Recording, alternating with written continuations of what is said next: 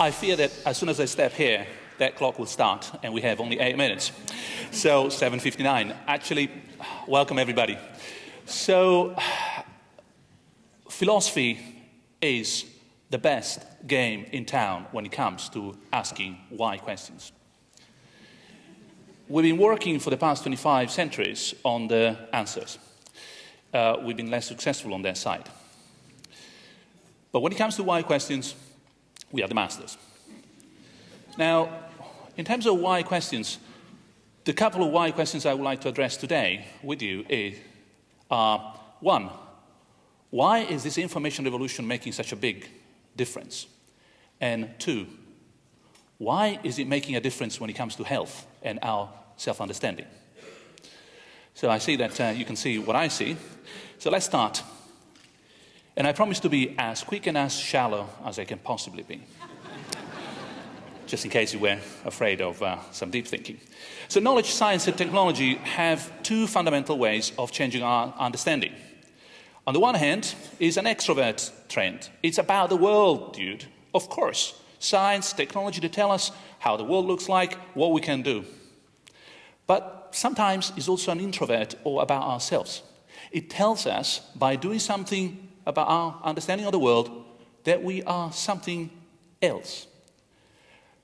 Now, there's a classic analysis of three revolutions we've been through in the past. Three revolutions that changed our self-understanding. The first one, we all know about this. We thought we were at the center of the universe, and it was such a comfortable position. The heliocentric cosmology displaces the Earth from the center of the universe, and all of a sudden, oops, this is the most popular picture you can find on the internet. We're not there. Well, on the other hand, we still are the best, again, game in town when it comes to the animal kingdom. We are the king of the biology game. Not really, unfortunately. So that second trench had to go, and our self-understanding was changed once again. Well, at least there was a third trench we could move back to. The view that we are the rational animals.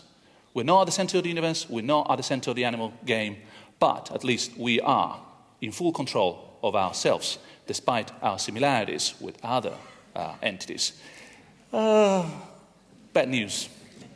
Not really. We're not transparent to ourselves at all. We are unconscious. God knows what goes on when we act the way we act. So these are the three revolutions that accidentally Freud put in that particular line, self-fulfilling kind of line of thinking, but they are quite convincing. What's the point here? Well, we are different kind of agents from what we thought we were. We're not at the center of the universe, we're not at the center of the animal kingdom, we're not at the center of the rational game either. And we thought, well, at least that must be it for bad news. Not really. Let's just trust a philosopher when it comes to bad news. We know the game. There is a fourth revolution coming. And in fact, that's, I would like to insist, why we find the information revolution so dramatically amazing. It's not about what we can do. Not only. The point is not that, wow, this iPhone is so cool. It is about what that technology and the computer science behind it is actually telling about ourselves. And that's why we find it so dramatic. So it's a fourth revolution, and if we need a hero from Cambridge, I'm afraid, it will do.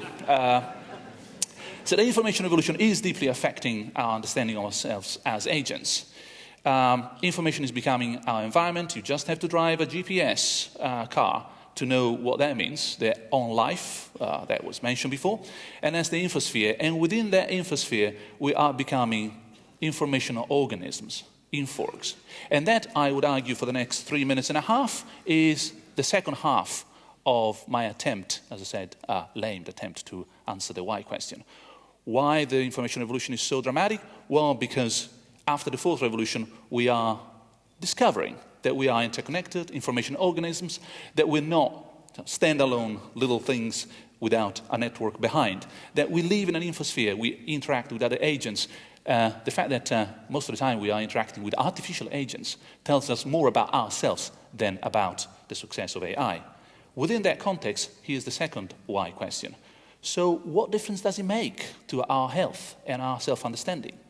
We lived for a long while in a Newtonian perspective. The view that basically we are mechanisms.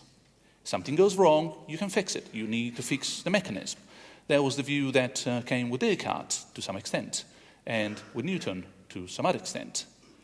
I would like to push you towards a different perspective. There are two concepts and two trends in e-health that are being transformed, fostered by this information revolution as a fourth revolution. One is the view that we have a transparent body. You can see more and more inside our mechanisms than ever before. The other one is that we are getting used to the idea that it's not just my body, your body, but we share a body, not in any metaphysical, fancy, philosophical sense, but in the sense that we belong to that group of people who have that kind of body. Those are the two concepts, the two trends. One is called, using some IT terminology, the democratization of health information. Nothing to do with political movement. It means that the data that we have or own about ourselves are spread all over the place. In your iPhone, in your hard disk, in the cloud. And that is making a difference in terms of how we understand a patient-oriented health system. And the second trend is the socialization of health conditions. You just have to pick up some files on YouTube to understand that there are groups organized around particular health conditions. Socializing health conditions means realizing that if you're suffering from a particular disease, you are not alone. And let me stress this just one more time. You are not alone. You belong to a social group which shares a particular body for which, in a patient-oriented health system, there must be something we can do. And that goes together with the previous speaker's optimism about this. So, what about the future? And we're coming close to the 1 extra minute of philosophy for beginners. So, e-mental health or future development. Well, ladies and gentlemen, as this further bad news, we're not getting any younger. Not just as individuals, but as a population.